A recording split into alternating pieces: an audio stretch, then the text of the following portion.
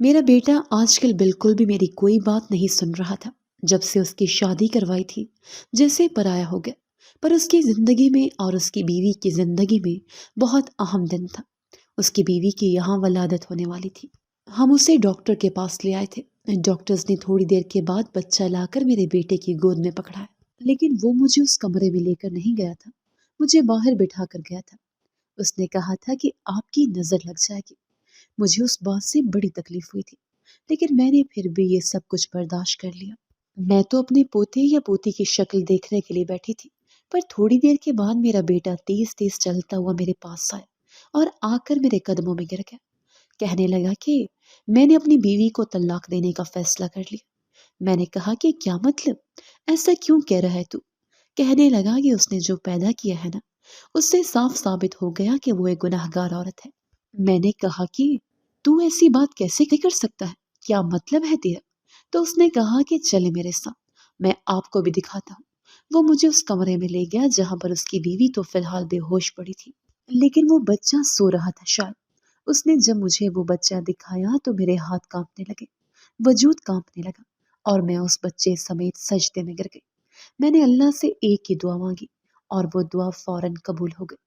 میں نے اللہ سے مانگا کہ میرا نام زنیرہ ہے اور آج میں اپنی کہانی خود آپ سب کو سنا رہی ہوں۔ زندگی میں کبھی ایسا نہیں لگا تھا کہ میں اتنی بے بس ہو جاؤں گی، لیکن اس وقت جب میرے بیٹے کی شادی ہوئی تو میری زندگی کا ایک نیا اور کھٹن باب شروع ہوا۔ میرا بیٹا جس پر مجھے ہمیشہ فخر تھا، آج مجھے اس سے جتنا دکھ پہنچا ہے اتنا شاید کسی اور سے نہیں پہنچا۔ اس کی شادی سمینہ سے ہوئی، جو ایک خوبصورت لڑکی تھی، اور میں نے دل سے اس کی تعریف بھی کی تھی۔ وہ ہر لحاظ سے اچھی لگتی تھی، لیکن شادی کے صرف ایک ہفتے بعد ہی اس کی اصل شخصیت سامنے آنے لگی۔ میں نے اپنی زندگی میں ہمیشہ یہ سیکھا تھا کہ بیٹے کی خوشی میں ماں کی خوشی چھپی ہوتی ہے، لیکن جب اس نے سمینا سے شادی کی تو وہ خوشی، وہ سکون نہیں تھا جو مجھے اس کی شادی کے موقع پر ہونا چاہیے تھا۔ میرے اندر کی آواز مجھے یہ بتا رہی تھی کہ شاید یہ شادی میری مرضی کے خلاف تھی، اور میں نے اپنے بیٹے کو اس بات کی طرف متوجہ بھی کیا تھا۔ میں نے اسے بتانے کی کوشش کی تھی کہ ایسی لڑکی سے شادی کرنا شاید صحیح فیصلہ نہیں، اور میں نے اس سے کہا تھا کہ اگر وہ اس لڑکی سے شادی نہیں کرتا تو اس کے لیے بہتر ہوگا، کیونکہ زندگی میں انسان کو اپنے فیصلے خود کرنے چاہیے، اور وہ جب سمجھ جائے گا تو اس کا پچھتانا کم ہوگا۔ مگر میرا بیٹا میرے مشورے کو نظر انداز کر گیا۔ شادی کے بعد حالات تیزی سے بدلنے لگے۔ سمینا نے اپنے رنگ دکھانے شروع کر دیا اور وہ میرے بیٹے کے ساتھ میرے خلاف باتیں کرنے لگی۔ وہ ان باتوں میں اتنی مہارت سے اسے اپنے ہم خیال بناتی کہ میرا بیٹا ہر بات میں اس کی حمایت کرنے لگا۔ وہ میری باتوں کو سچ نہیں مانتا تھا اور اس نے مجھے بالکل نظر انداز کر دیا۔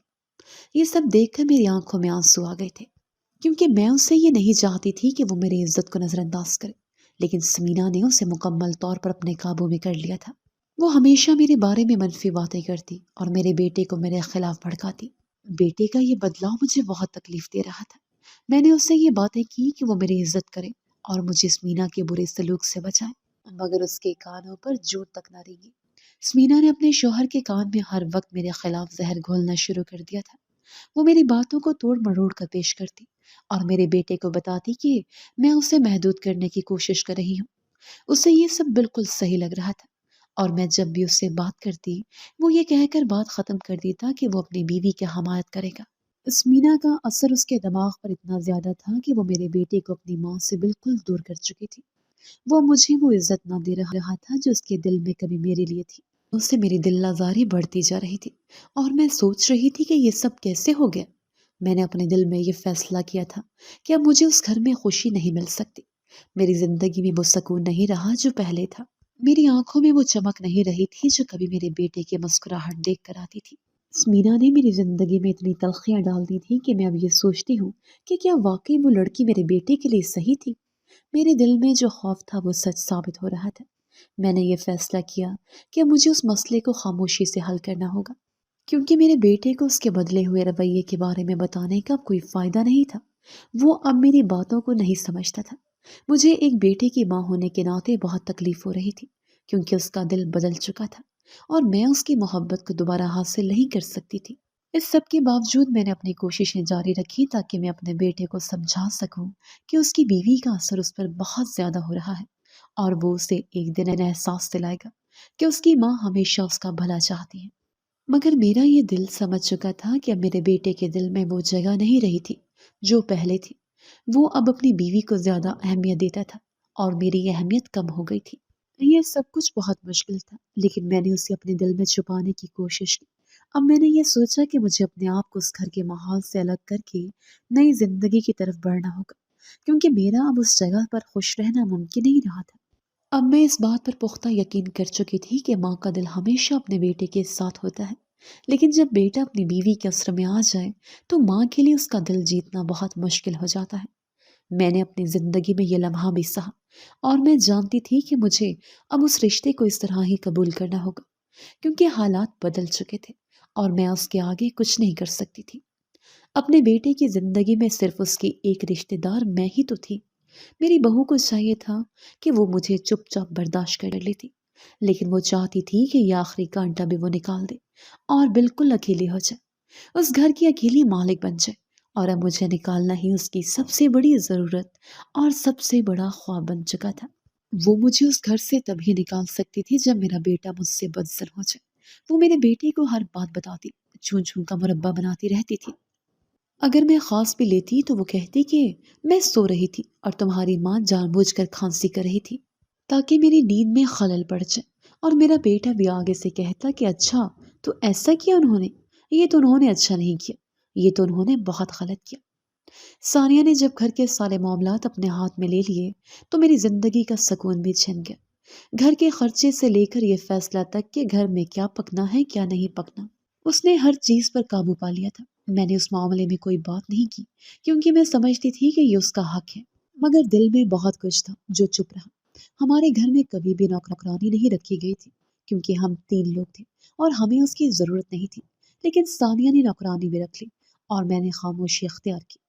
ایسا لگتا تھا کہ وہ خود کو گھر کا مکمل مالک سمجھ رہی تھی اور اس کے فیصلے ہی حتمی تھے۔ میرے بیٹے کو بھی اولاد کا بہت شوق تھا اور مجھے بھی اس کی پریشانی ہو رہی تھی کہ ابھی تک اولاد نہیں ہو رہی تھی۔ 6-7 مہینے ہو گئے تھے اور لوگوں نے سوال کرنا شروع کر دیا تھا۔ میں جانتی ہوں کہ یہ سوالات غلط ہیں، مگر آج کل کے دور میں 6-7 مہینے کے بعد لوگوں کا سوال کرنا شروع ہو جاتا ہے۔ وہ پوچھتے تھے کہ لڑکی لے کر آئے تھے لیکن ابھی تک اولاد کیوں نہیں ہو رہی، کہیں لڑکی میں کوئی مسئلہ تو نہیں ہے۔ یہ سوالات میرے دل میں جیسے چبھتے تھے اور میں اپنی بہو سے یہ بات کہہ بیٹھی کہ بیٹا کہیں تمہارے اندر کوئی مسئلہ تو نہیں۔ تو یہ میری بڑی غلطی بن گئی۔ میری بہو نے اس پر اتنا غصہ دکھایا کہ اس نے کہا کہ تمہاری ماں کا حق نہیں بنتا ہمارے معاملات میں بولنے کا۔ وہ یہ جانتی تھی کہ ہمارے گھر کا سائز چھوٹا ہے اور باہر تک آواز آتی ہے، پھر بھی وہ جی بھر کے باتیں کرتی۔ ایسا لگتا تھا کہ وہ جان بوجھ کر مجھے تکلیف پہنچانے کے لیے یہ سب کچھ کر رہی تھی۔ وہ اپنے کمرے میں ہوتی لیکن آواز باہر آ رہی ہوتی اور مجھے سنائی دے رہی ہوتی۔ اس کا انداز ایسا تھا جیسے وہ اپنی باتیں سنانے کے لیے جان بوجھ کر اتنی بلند آواز میں بولتی تھی۔ میں سوچتی تھی کہ میں نے کیا گناہ کیا کہ مجھے ایسی بہو ملے، وہ تو بیٹی بھی نہیں تھی۔ میں نے تو دل سے یہ سوچا تھا کہ اس کو بیٹی کی طرح پالوں گی اور اس کی عزت کروں گی، مگر وہ اس قابل نہیں تھی۔ میرے دل میں بہت کچھ تھا جو اب تک مجھے خاموش کر رکھا تھا، لیکن اب میں سمجھ چکی تھی کہ وہ میری عزت نہیں کرتی۔ وہ ہر وقت میرے ساتھ باتیں کرنے کی بجائے میری خاموشی کو اپنی کمزوری سمجھنے لگی تھی۔ میں نے اپنی بہو کو ہمیشہ بیٹی کی طرح عزت دی، مگر وہ میرے اس رویے کا جواب ہمیشہ نفرت اور ضد سے دیتی تھی۔ اس کا ہر عمل ہر بات میرے دل میں چبھتی تھی اور مجھے لگتا تھا کہ میں نے کیا ایسا کر لیا جو میں اس کے ساتھ اتنی محبت کرتی ہوں، لیکن وہ مجھے اپنا دشمن سمجھنے لگی تھی۔ میرے بیٹے کی حالت بھی کچھ مختلف نہیں تھی۔ وہ بھی اپنے کام میں اتنا مصروف ہو چکا تھا کہ اس نے میری پریشانیوں کو نظر انداز کرنا شروع کر دیا تھا۔ میں نے کئی بار کوشش کی کہ وہ اپنی بیوی کے رویے کو سمجھے، لیکن وہ ہمیشہ اس کی حمایت کرتا تھا اور میری باتوں کو نظر انداز کر دیتا تھا۔ میں نے سوچا تھا کہ وہ مجھے سمجھ سکے گا، لیکن وہ اپنی بیوی کی طرفداری میں اتنا مگن تھا کہ میری آواز اس تک نہیں پہنچ پا رہی تھی۔ میں نے یہ سب کچھ اس لیے برداشت کیا کیونکہ میرے دل میں ماں ہونے کے ناطے ایک امید تھی کہ ایک دن میرے بیٹے کی سوچ بدلے گی اور وہ میری عزت کرے گا۔ مگر اب مجھے یہ لگنے لگا تھا کہ وہ اور ثانیہ میرے درمیان ایک ایسی دیوار بنا چکے ہیں جسے عبور کرنا مشکل تھا۔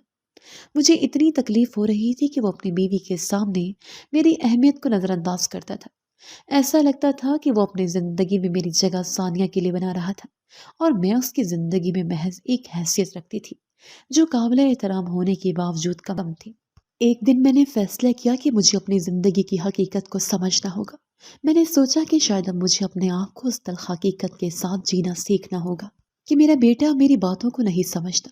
اس کی بیوی نے اس کے دماغ میں اتنے سوالات بھر دیے تھے کہ وہ میری باتوں پر دھیان دینے کے بجائے اس کی باتوں کو ہی سچ ماننے لگا۔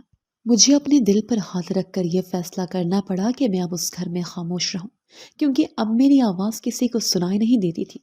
اس کی بیوی نے میرے سامنے ایک نئے انداز میں آ کر اپنی جگہ بنائی تھی، اور اس کا ہر عمل میرے دل میں ایک تلخی پیدا کر رہا تھا۔ میں نے ہمیشہ اپنی زندگی کی سادگی اور محبت کو ترجیح دی تھی، مگر اب مجھے لگتا تھا کہ وہ یہ سب کچھ میری عزت کو چیلنج کرنے کے لیے کر رہی ہے۔ میں نے سوچا کہ شاید اب میری جگہ ان کے لیے کم ہو گئی ہے، اور میں اس بات کو سمجھ کر آگے بڑھوں۔ میرے دل میں اس کے بارے میں جو بھی احساسات تھے وہ اب بکھر چلے تھے۔ اس نے جو کچھ کیا میں اسے دل سے نہیں مان سکتی تھی، مگر میں نے اپنے بیٹے کے لیے یہ سب کچھ برداشت کیا، کیونکہ میں نے ہمیشہ اپنی محبت اور عزت کو اس کے لیے رکھا تھا۔ اب میں یہ سوچتی ہوں کہ میری محبت کو وہ کیسے سمجھتا ہے، اور میں اپنی جگہ اس کے دل میں کتنی اہمیت رکھتی ہوں، لیکن یہ سوال کبھی مکمل جواب نہیں پایا۔ ایک دن تو ثانیہ نے حد کر دی۔ اس کا ایک سونے کا سیٹ تھا جو وہ شاید خود کہیں رکھ کر بھول گئی تھی، یا اس نے کسی کو دے دیا تھا، لیکن اس نے گھر میں کہہ دیا کہ سیٹ چوری ہو گیا ہے، اور یہ الزام مجھ پر لگا دیا کہ میں نے وہ چوری کر لیا ہے اور بیچ دیا ہے۔ میں اپنے بیٹے سے کہہ رہی تھی کہ بھلا میں سیٹ بیچ کر کیا کروں گی؟ وہ مجھے جواب دیتا کہ ہوگا آپ کا کوئی خرچہ، کیونکہ آج کل آپ کے خرچہ بند کر دیا ہے۔ میں نے کہا میرا خرچہ بے شک بند کر دے، لیکن میں اتنی نیچ حرکت کبھی نہیں کر سکتی۔ میرے بیٹے نے مجھے زیادہ باتیں نہیں سنائی، لیکن میری بہو نے مجھے بہت کچھ کہا۔ وہ مسلسل کہہ رہی تھی کہ میں نے اس کا سیٹ چوری کر لیا ہے۔ میں بار بار اس سے کہہ رہی تھی کہ ایک دفعہ کمرے میں دیکھ لو، شاید وہ وہاں پڑا ہو، لیکن اس نے مجھ پر چوری کا الزام لگا دیا۔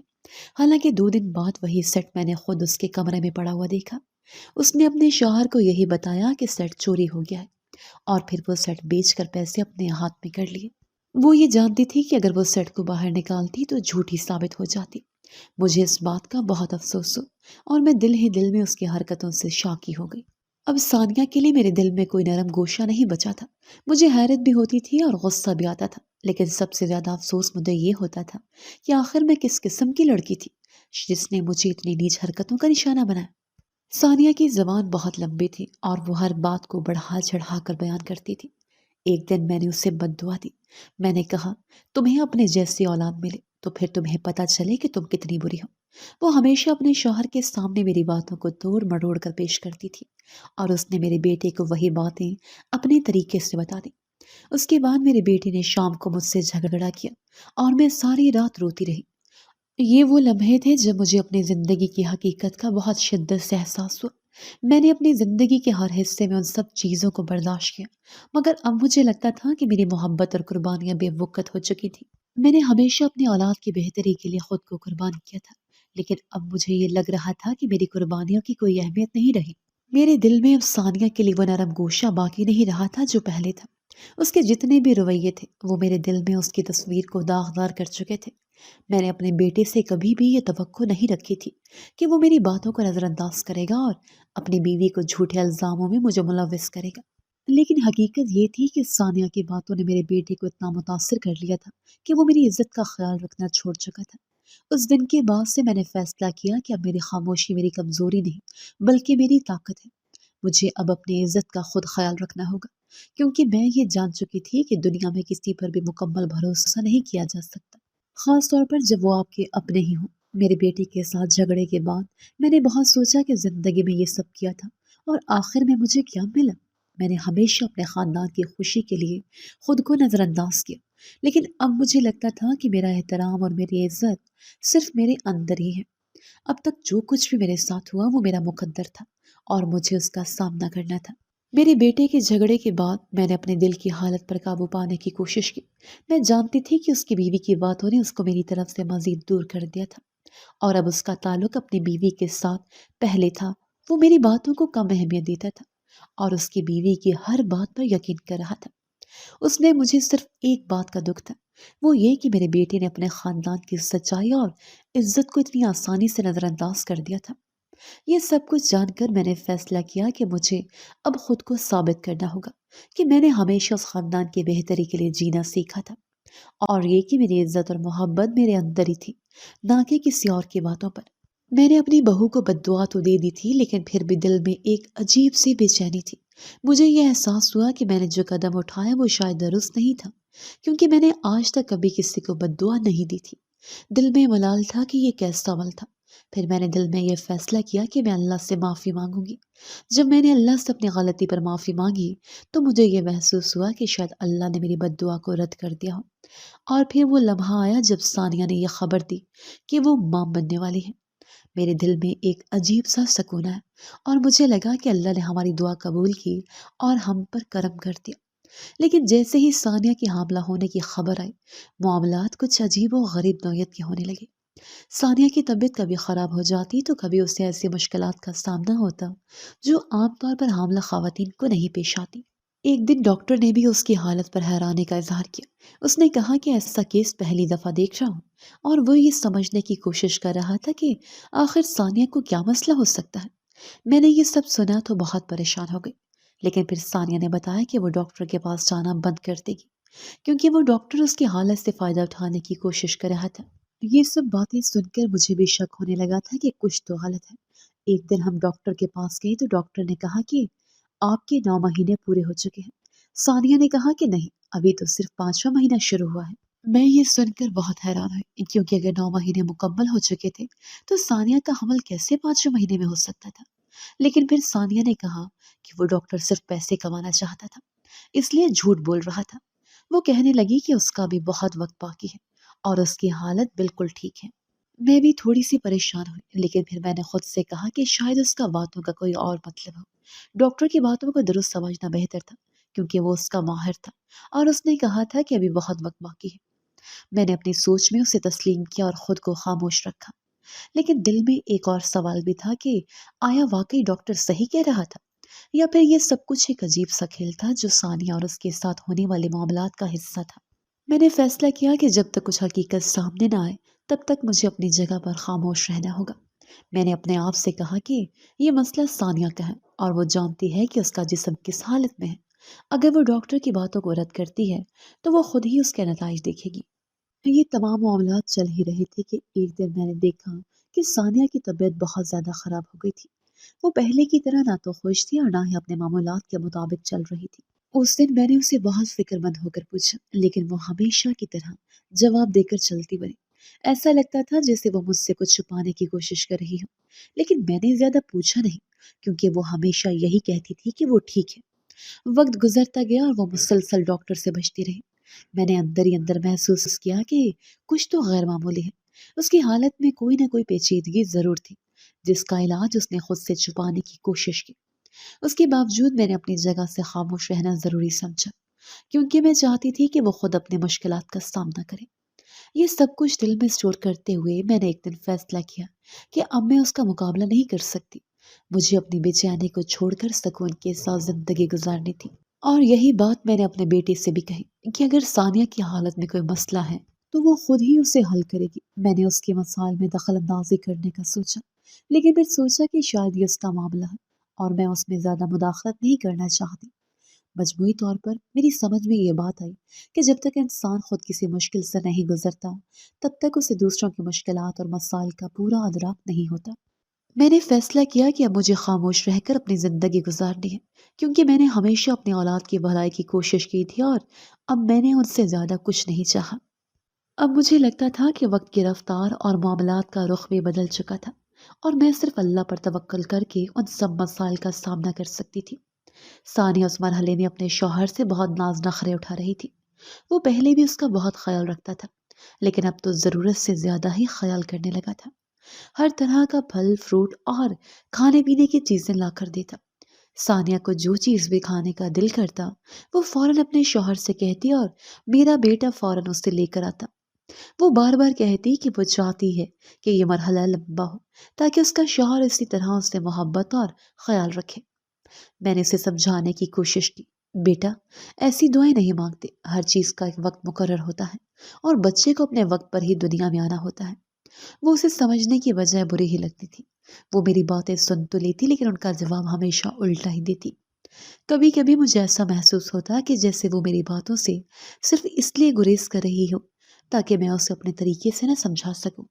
اس دوران مجھے یہ بھی یاد آیا کہ اس کے 9 مہینے کب کے پورے ہو چکے تھے، لیکن نہ تو اس کو درد ہو رہے تھے اور نہ ہی وہ خود ڈاکٹر کے پاس جا رہی تھی۔ میں نے اپنی بیٹی سے بات کی اور کہا کہ شاید کوئی بات ہے جو ثانیہ کو پریشان کر رہی ہے اور وہ اپنی حالت کو چھپانے کی کوشش کر رہی ہے، لیکن وہ مجھے تسلی دینے کی کوشش کرتا اور کہتا کہ سب کچھ ٹھیک ہے، کوئی پریشانی کی بات نہیں ہے۔ لیکن جب میں غور سے سوچتی تو مجھے اندازہ ہوتا کہ کچھ نہ کچھ تو غلط ہے۔ ایک تو یہ کہ وہ کبھی بھی ڈاکٹر کے پاس نہیں جاتی، اور دوسری اس کے جسم میں تبدیلیاں نہیں آ رہی تھی جیسا کہ ایک حاملہ خاتون میں آنا چاہیے۔ لیکن چونکہ میری بہو ہمیشہ یہی کہتی تھی کہ سب کچھ ٹھیک ہے، اس لیے میں نے مزید سوالات کرنے سے گریز کیا۔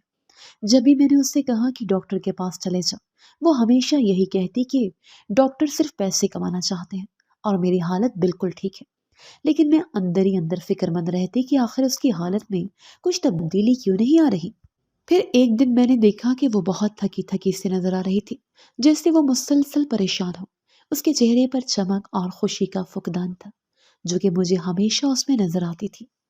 ایک دن ثانیہ نے مجھے کہا کہ وہ چاہتی ہے کہ میں اس کے شوہر سے بات کروں تاکہ وہ اس کا خیال رکھے۔ اس کی حالت کچھ عجیب سی ہو گئی تھی اور وہ بار بار اس سے کچھ نہ کچھ مانگ رہی تھی۔ مجھے یہ سب کچھ دیکھ کر تھوڑی سی پریشانی ہونے لگی، لیکن میں نے اسے دھیان سے سنا اور کہا کہ اگر کوئی مسئلہ ہے تو اسے ڈاکٹر سے بات کرنی چاہیے۔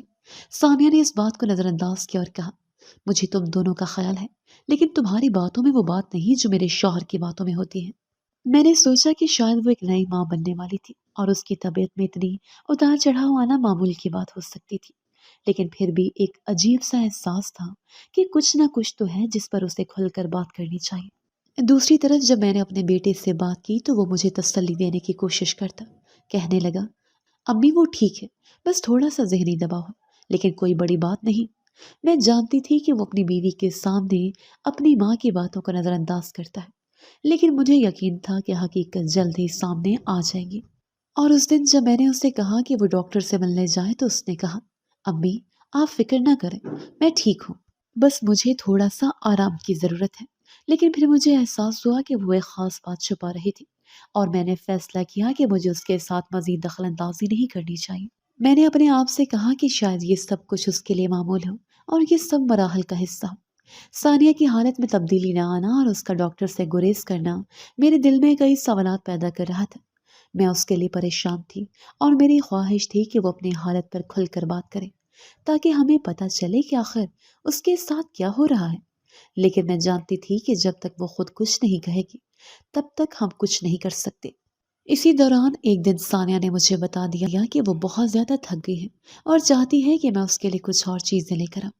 میں نے کہا، بیٹا تمہیں آرام کی ضرورت ہے، زیادہ نہ کرو، صحت کی فکر رکھو، باقی سب اللہ کے ہاتھ میں ہے۔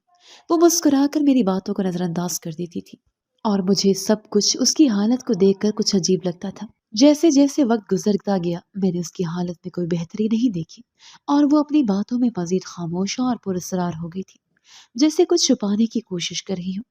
لیکن میں نے فیصلہ کیا کہ اب میں اس کے معاملے میں کوئی بھی قدم نہیں اٹھاؤں گی اور اسے اس کی زندگی میں پورا فیصلہ کرنے کا موقع دوں گی۔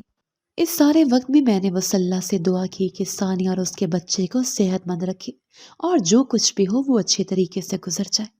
میری ایک کی دوست تھی جو محلے میں رہتی تھی، اس کے بیٹے بھی جوان تھے، وہ بھی شادی کے بعد اپنی آنکھیں سر پہ رکھ چکے تھے، اس لیے ہم لوگ ایک دوسرے سے دل کی بات کر لیتے تھے۔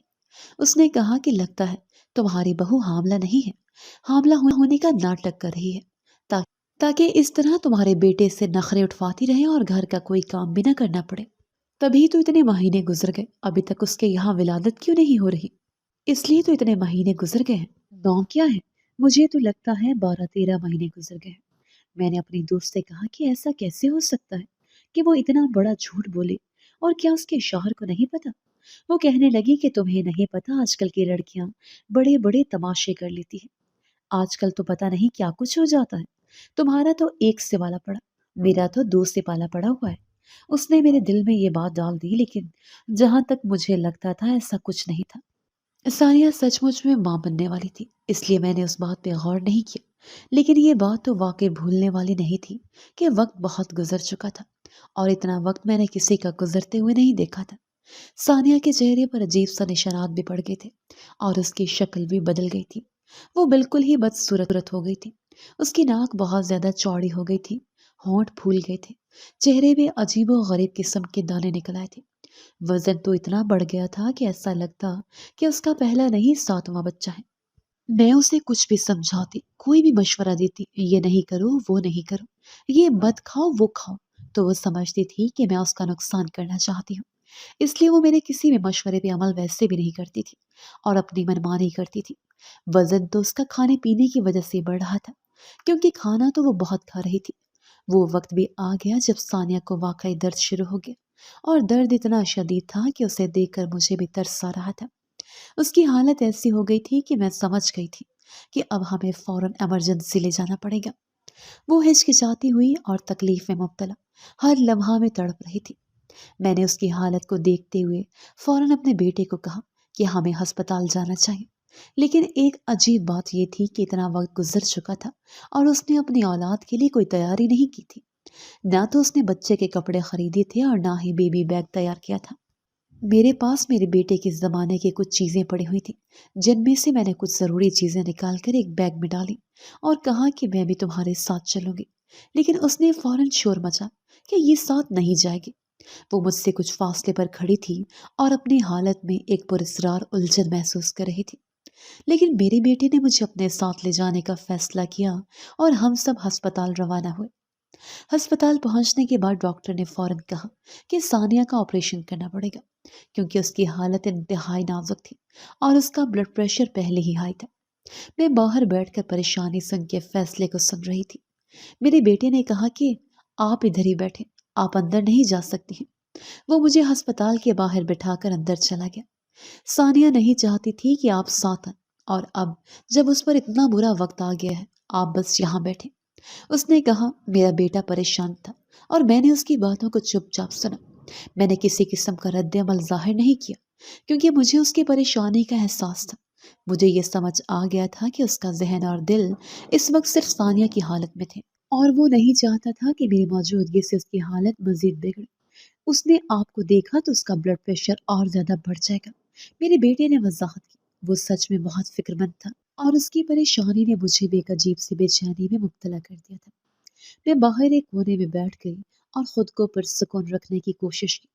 میں نے دل ہی دل میں اللہ سے دعا کی کہ میری بہو اور اس کے بچے کی صحت یابی کے لیے دعا کروں۔ میں جانتی تھی کہ اللہ سے مانگنے سے انسان کو سکون ملتا ہے، اور میری دعائیں اگر اس کی حالت میں بہتری لے آئیں تو میری زندگی کا مقصد پورا ہوگا۔ میں نے خدا سے یہ دعا کی کہ وہ ثانیہ کو درد سے نجات دے اور اس کی زندگی کو خوشی سے بھر دے۔ بیٹے کا خیال تھا کہ میں اندر نہ جاؤں تاکہ ثانیہ کی حالت پر اثر نہ پڑے، لیکن میری خواہش تھی کہ میں اس کے ساتھ رہوں اور اسے تسلی دوں۔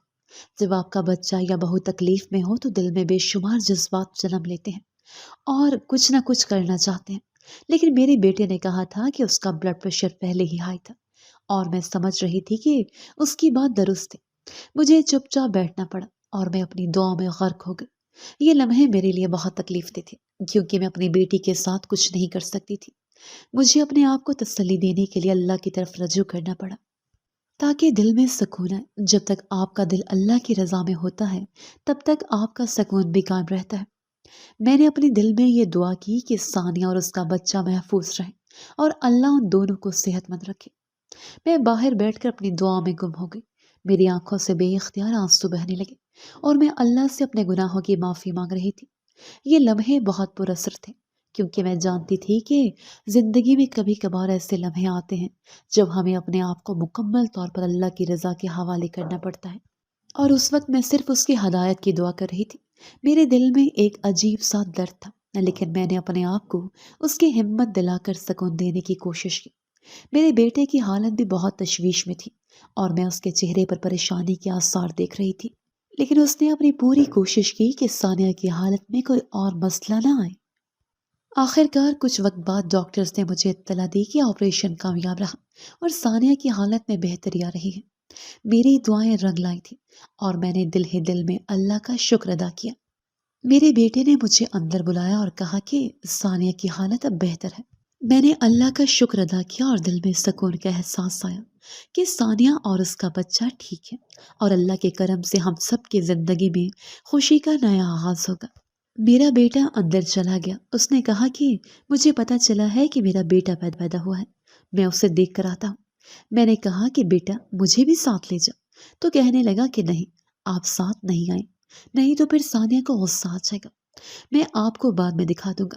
وہ بالکل مجھ سے غیروں کی طرح پیش آ رہا تھا، لیکن مجھے پھر بھی مسئلہ نہیں تھا۔ وہ اندر چلا گیا اور میں اس پل کا انتظار کرنے لگی کہ جب میں بھی بچے کو دیکھوں گی، کیونکہ میرے بیٹے کے بعد تو میں نے کسی چھوٹے بچے کو اپنی گود میں نہیں کھلایا تھا، اور مجھے تو بچوں سے بڑا پیار تھا۔ جب ثانیہ کو ہوش آیا تو وہ میرے سامنے بے حد پریشان اور نادم نظر آ رہی تھی۔ وہ پہلے والی ثانیہ نہیں تھی جسے کبھی اپنے اعمال پر پچھتاوا نہیں ہوتا تھا۔ اس کی حالت دیکھ کر میرے دل میں ایک نرم گوشہ پیدا ہو، اور میں نے اس کے ساتھ وہی سلوک کیا جو ایک ماں اپنی بیٹی کے ساتھ کرتی ہے۔ وہ مجھ سے معافی مانگنے لگی اور میں نے اسے بتایا کہ کوئی بھی انسان غلطی کر سکتا ہے اور اللہ کی رضا میں ہم سب کو صبر اور شکر کے ساتھ زندگی گزارنی چاہیے۔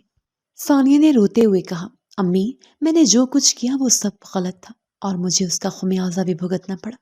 میرے بچے کا کیا حال ہو رہا ہے اور یہ سب میری وجہ سے ہے۔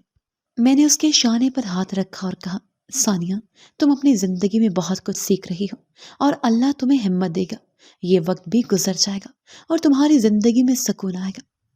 ڈاکٹروں نے تو بہت پہلے ہی جواب دے دیا تھا، انہوں نے کہا تھا کہ یہ بچہ 48 گھنٹوں کے اندر اندر اس دنیا سے چلا جائے گا۔ میں نے سنا تو دل میں ایک غم کا سمندر امڑ آیا، لیکن ہم اللہ پر توکل کرتے ہوئے اپنے بیٹے اور اس کی ماں کو گھر لے۔ ہم نے یہ فیصلہ کیا کہ ہم اس بچے کا خاص خیال رکھیں گے اور یہ کہ اللہ کے حکم سے شاید کچھ بہتر ہو سکے۔ میں اس بچے کے ساتھ جتنا وقت گزارتی اتنا ہی اسے اپنے دل سے قریب محسوس کرتی۔ ایک ہی میں تھی جو اس بچے کو اپنی گود میں اٹھاتی تھی، اور جب بھی اس کی حالت بگڑتی میرا دل ہلکا سا ٹوٹ جاتا تھا۔ ثانیہ جب بھی اس بچے کو دیکھتی اس کا اپنا دل بھی گزرنے والی تکلیف کو برداشت نہیں کر پاتا تھا۔ وہ کہتی، میں ماں ہو کر اس بچے کو برداشت نہیں کر پا رہی ہوں، یہ معاشرہ کیسے اسے قبول کرے گا؟ میں نے اسے تسلی دیتے ہوئے کہا، سب ٹھیک ہو جائے گا، تم دیکھنا، اللہ کی رضا میں سب کچھ ہے، اور ہم اپنے پوتے کا خیال رکھ کر اس کی حالت بہتر بنانے کی کوشش کریں گے۔ چند ماہ گزرے اور یہ امید کی کرن بھی ہم سب کی زندگی میں آ گئی کہ ہمارے پوتے کے جسمانی اعضاء جو ضرورت سے زیادہ بڑھے ہوئے تھے وہ وقت کے ساتھ ساتھ کسی حد تک بہتر ہونے لگے۔ اب ایسا لگتا تھا کہ شاید وہ اس قابل ہو جائے گا کہ معاشرہ اسے قبول کر لے، لیکن یہ صرف ایک امید تھی۔ ہمیں اس کی حالت پر نظر رکھنے اور دعا کرنے کے سوا اور کچھ نہیں کر سکتے تھے۔ اب تک 1.5 سال گزر چکا تھا۔ وہ بچہ جسے ڈاکٹروں نے صرف 48 گھنٹوں کے لیے جینا بتایا تھا وہ ابھی تک زندہ تھا۔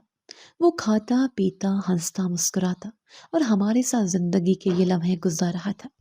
ہم نے اس کے ساتھ ہر لمحہ بھرپور طریقے سے گزارا اور اللہ سے دعا کی کہ وہ اس بچے کی زندگی میں خوشیاں اور سکون بھر دے۔ یہ ایک معجزہ تھا اور ہم اللہ کی رحمت اور اس کے حکم پر ایمان رکھتے ہوئے اس کی زندگی کی قدر کرنے لگے۔ ثانیہ میرے بیٹے کے دل سے نکل چکی تھی اور وہ چاہتا تھا کہ اسے فوراً طلاق دے دے تاکہ وہ اپنی زندگی کو دوبارہ صحیح سمت میں لے کر چل سکے، لیکن میں نے اپنے بیٹے کو سمجھانے کی کوشش کی کہ شاید اس کی بیوی کی کچھ غلطیاں تھیں، مگر انسان کو ہر حال میں معاف کرنا چاہیے، خاص طور پر جب بات کسی کی بیٹی کی ہو۔ میں نے اسے بتایا کہ جب کسی کی بیٹی پر طلاق کا دھبا لگتا ہے تو اس کے والدین اور خاندان پر کیا گزرتی ہے۔ ایک ماں اور باپ کے لیے اپنی بیٹی کو اس حال میں دیکھنا بہت تکلیف دہ ہوتا ہے، اور اس میں کوئی شک نہیں تھا کہ ثانیہ کے ماں باپ کے لیے یہ انتہائی تکلیف دہ لمحہ تھا۔ میرے بیٹے نے میری بات مانی اور اس نے فیصلہ کیا کہ وہ اس عورت کو معاف کرے گا، لیکن میں نے دیکھا کہ اب اس کا جھکاؤ زیادہ تر میری طرف تھا اور اس کا دل ثانیہ کے لیے پہلے جیسا نہیں رہا تھا۔ وہ مجھے بتاتا رہتا کہ اس نے اپنی بیوی کی ہر بات مانی تھی، لیکن اس کے باوجود وہ ہمیشہ ایسی ہی نکلی۔ میں نے اس سے کہا، بیٹے ماضی کی باتوں کو دل سے نکال دو، اب جو کچھ بھی ہوا وہ گزر چکا ہے۔ تمہارا رشتہ تمہاری بیوی کے ساتھ ہے اور تمہاری ذمہ داری ہے کہ تم اسے عزت دو، محبت دو جیسے پہلے دیتے تھے۔ وہ مجھے غصے اور مایوسی سے دیکھتا اور پھر کہتا، ماں میں نے تو سب کچھ کیا، مگر پھر بھی وہ مجھے سمجھنے کے لیے تیار نہیں تھی۔ میں نے پھر اس سے کہا، بیٹے لوگوں کی غلطیوں کو معاف کرنا بہت بڑی بات ہے، اور تمہارے لیے یہ وقت ہے کہ تم آگے بڑھو، اپنی بیوی کے ساتھ اپنے رشتے کو دوبارہ مضبوط بناؤ۔ لیکن اس کی نظریں ماضی کے زخموں کی گہرائیوں میں گم ہو چکی تھیں، اور وہ نہیں سمجھ رہا تھا کہ اب یہ وقت آگے بڑھنے کا ہے۔ میں نے اس کی ہمت بڑھانے کی کوشش کی اور اسے بتایا کہ اللہ کے راستے میں سکون اور خوشی ہوتی ہے۔ میں اسے یہ بات بار بار سمجھاتی کہ تم دونوں کا رشتہ ایک خوبصورت بات تھی اور تمہیں اسے دوبارہ تعمیر کرنے کی کوشش کرنی چاہیے، لیکن اس کا دل تھوڑا ٹوٹا ہوا تھا اور وہ میری باتوں کو مکمل طور پر نہیں مان رہا تھا۔ پھر بھی میں نے ہمت نہیں ہاری اور اپنی بہو کو دوبارہ سمجھانے کی کوشش کی۔ میں نے ثانیہ سے کہا، تمہیں اللہ کی رضا کے لیے اپنے شوہر کا ساتھ دینا ہوگا اور تمہیں اپنی زندگی میں محبت، عزت اور اعتماد پیدا کرنا ہوگا۔ میں جانتی تھی کہ وہ بھی اندر سے بدل چکی ہے، لیکن اسے اپنی غلطیوں کا ادراک کرنا تھا تاکہ وہ اپنے شوہر کے ساتھ اس رشتے کو دوبارہ مضبوط کر سکے۔ یہ سب حالات میں نے جیسے تیسے گزارے اور میرے لیے یہ سب تکلیف دہ تھا، لیکن میں نے ہمت نہیں ہاری۔ میں نے اپنے بیٹے اور بہو کو سمجھایا کہ زندگی میں کبھی بھی ماضی کی غلطیوں پر رونا نہیں چاہیے، بلکہ ہر دن کو ایک نئی شروعات سمجھ کر آگے بڑھنا چاہیے۔ ہم سب کو اللہ کے راستے پر چلنا تھا تاکہ سکون اور خوشی دوبارہ واپس آ سکے۔ وقت گزرتا گیا اور گھر کی فضا کچھ بہتر ہونے لگی، مگر پھر بھی ہر چیز پہلے جیسی نہیں تھی۔ حالات کچھ بہتر ہوئے، لیکن وہ مکمل سکون اور خوشی کی حالت ابھی تک حاصل نہیں ہوئی تھی۔ ہم نے اللہ سے دعائیں کی کہ وہ ہمیں ہمت دے اور ہم سب ایک ساتھ ہنسی خوشی زندگی گزار سکیں۔ میں اپنے بیٹے کی زندگی میں سکون لانے کی کوشش کر رہی تھی اور وہ بھی اپنے اندر کی تکلیفوں سے لڑنے کی کوشش کر رہا تھا۔ اس کے دل میں اب بھی کچھ الجھنیں تھیں، لیکن میں دعا گو تھی کہ اللہ اس کے دل میں محبت اور معاف کرنے کا جذبہ پیدا کرے اور وہ اپنی زندگی کو نئے سرے سے شروع کرے۔ اس دوران میں نے اپنے بہو اور بیٹے کی بہت ہمت بڑھائی کہ وہ ایک دوسرے کے ساتھ محبت کے ساتھ زندگی گزاریں۔ میں جانتی تھی کہ اس کے اندر کی مایوسی اور غصہ ختم ہو جائے گا، لیکن اس کے لیے وقت کی ضرورت تھی۔ اللہ نے ہمیں صبر دیا اور میں نے دعا کی کہ یہ سب کچھ بہتر ہو جائے۔ گھر کی فضا کو نارمل کرنے کی جتنی بھی کوششیں کی وہ کامیاب ہوئی، لیکن ہم سب میں مکمل سکون اور خوشی آنا بھی باقی تھا۔ میری دعا تھی کہ اللہ ہمیں اپنے راستے پر چلنے کی ہمت دے اور ہمیں اپنی زندگی میں ایک دوسرے کے ساتھ سکون، محبت اور احترام کی زندگی گزارنے کی توفیق دے۔ اللہ کا وعدہ سچ ہے، جو برا کرتا ہے وہ برا بھگتا ہے۔ مجھے یہ بات بہت جلد سمجھ میں آ گئی تھی۔ زندگی میں جب بھی کسی نے مجھے تکلیف پہنچائی یا میرے ساتھ ظلم کیا تو میں نے ہمیشہ اللہ کی طرف رجوع کیا۔ وہی ہے جو تمام معاملات کا انصاف کرتا ہے اور وہ کبھی بھی کسی کے ساتھ ظلم نہیں ہونے دیتا۔ میرے ساتھ بھی بہت کچھ ہوا تھا اور میں نے یہ سب تجربات اپنی آنکھوں سے دیکھے تھے۔ ہر بار جب میں نے کسی کی زیادتی برداشت کی، مجھے دل میں یہ بات چھپی رہتی تھی کہ ایک دن اللہ کا انصاف ضرور ہوگا، لیکن پھر بھی انسانوں کا دل کیوں اتنا سخت ہو جاتا ہے؟ کیسے وہ بھول جاتے ہیں کہ ایک دن ان کو اپنے اعمال کا حساب دینا ہوگا؟ کیسے وہ کسی دوسرے کے ساتھ بے رحمی دکھا سکتے ہیں؟ میں یہ سوالات اپنے آپ سے ہمیشہ کرتی تھی، اور شاید یہی وہ لمحہ تھا جب مجھے سچائی کا پتہ چلا۔ جب کسی کے ساتھ برا سلوک کیا جاتا ہے تو کچھ وقت کے لیے انسان یہ محسوس کرتا ہے کہ وہ اس سے بچ جائے گا یا اس کا کوئی حساب نہیں ہوگا، لیکن اللہ کا وعدہ کبھی غلط نہیں ہوتا۔ جو کچھ ہم کرتے ہیں وہ ہمارے سامنے آ کر کھڑا ہوتا ہے۔ جب کسی نے میرے ساتھ برا سلوک کیا تھا تو میں نے سوچا تھا کہ یہ دنیا میں تو نہیں تو آخرت میں ہی میرے حق کا بدلہ ملے گا، اور وہ وقت آیا جب اللہ نے انصاف کیا۔ ہم لوگ کیوں دوسرے کے ساتھ برا سلوک کرتے ہیں؟ یہ سوال ہمیشہ میرے دل میں تھا۔ کبھی کبھار انسان اپنی ناپاک خواہشات میں اتنا ڈوبا ہوتا ہے کہ وہ اپنے عملوں کے نتائج کو بھول جاتا ہے، لیکن اللہ ہمیں یاد دلاتا ہے کہ وہ ہر چیز پر قادر ہے اور ایک دن ہر عمل کا حساب لے گا۔ جب میں نے یہ بات سیکھ لی کہ اللہ کے وعدے سچے ہیں تو مجھے سکون ملا، کیونکہ میں جانتی تھی کہ اللہ کا انصاف کبھی نہ کبھی ضرور ہوگا۔ زندگی میں جب ہم دوسروں کو تکلیف دیتے ہیں تو ہمیں یہ نہیں بھولنا چاہیے کہ ایک دن ہمارے ساتھ بھی ایسا ہی ہو سکتا ہے۔ اللہ کا انصاف انتہائی عادلانہ ہوتا ہے اور وہ کبھی بھی ہمارے ساتھ ایسا نہیں ہونے دیتا جس کے ہم مستحق نہ ہوں۔ جب تک انسان اپنے کیے کا جواب نہ دے اس کے دل میں سکون نہیں آ سکتا۔ یہ ایک سچائی ہے جس کا مجھے تجربہ ہوا تھا اور میں اس پر ایمان رکھتی ہوں۔ اللہ تعالیٰ کا وعدہ ہے کہ جو بھی انسان دوسروں کے ساتھ برا کرے گا وہ اس کے بدلے میں برا پائے گا، میں نے یہ وعدہ اپنی زندگی میں محسوس کیا ہے، اور میں جانتی ہوں کہ اللہ کا انصاف کبھی نہ کبھی ضرور ہوتا ہے۔ ہم جو بھی کرتے ہیں اس کا اثر ہمارے ساتھ بھی آتا ہے، اس لیے ہمیں ہمیشہ اچھا کرنا چاہیے تاکہ ہم اللہ کے انصاف کے حساب سے صحیح راستے پر چل سکیں۔ یاد رکھیں، اللہ کے وعدے کبھی جھوٹے نہیں ہوتے، اور ایک دن ہر انسان کو اپنے عملوں کا حساب دینا ہوگا۔ اس لیے دوسروں کے ساتھ برا سلوک نہ کریں، کیونکہ ایک دن آپ کے عمل آپ کا بدلہ آپ کو ملے گا۔ اللہ ہمیں ہدایت دے اور ہمیں اپنی غلطیوں کو سدھارنے کی توفیق دے، تاکہ ہم اس دنیا میں اور آخرت میں اس کے انصاف سے بچ سکیں۔